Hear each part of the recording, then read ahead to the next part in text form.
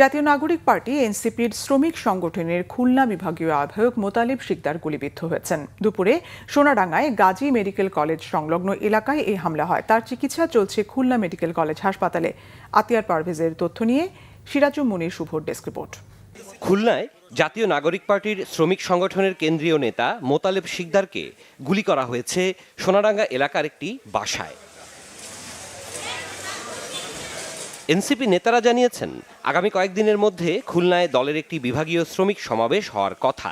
এ নিয়ে কাজ করছিলেন মোতালেব। স্থানীয়রা বলছেন, রাজনৈতিক নয়, ঘটনার পেছনে রয়েছে পারিবারিক কারণ। নিঃসন্দেহে এটা আসলে রাজনৈতিক হামলা। সারা দেশে গতকাল এনসিপির আমাদের কয়েকজনকে কোপানো হয়েছে, একজনকে মিরপুরে কোপানো শুনেছেন আপনারা হয়তো। এরপরে হাদির যে বিষয়টা হলো, মানে এগুলো তো আসলে নিঃসন্দেহে নির্বাচন বানচাল করার জন্য একটা গোষ্ঠী চেষ্টা করছে। যারা গুলি করছে বা যে গুলি করছে কোনো শত্রুতার কারণে কোনো গুলি করাটা হয়নি। একমাত্র আমরা 100% এটা শিওর যে আওয়ামী ফ্যাসিস্ট যারা ছাত্রলীগ যুবলীগ এদের দ্বারাই ঘটনাটা ঘটছে। আপনারা সবাই মিলেই তদন্ত করে বলবেন। আমাকে তো এরকম কোনো শত্রু নেই, কে করছে কারা করছে তো বলতে পারতেছি। পুলিশ জানিয়েছে ঘটনার তদন্ত চলছে। যে ঘরটিতে ওরা কালকে রাত্রে 3 জন এসেছিল এবং আশেপাশে ওদেরকেও জিজ্ঞাসাবাদ করে আমরা জানতে পারি যে এরা প্রায় সময় এখানে আসতো এবং বিভিন্ন ধরনের মাদক সেবন করত এবং বিভিন্ন মেয়ে মানুষও নিয়ে আসতো।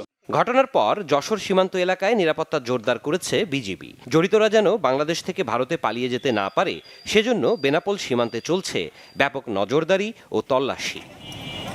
সিরাজুম মুনির শুভ, বাংলা ভিশন নিউজ ডেস্ক।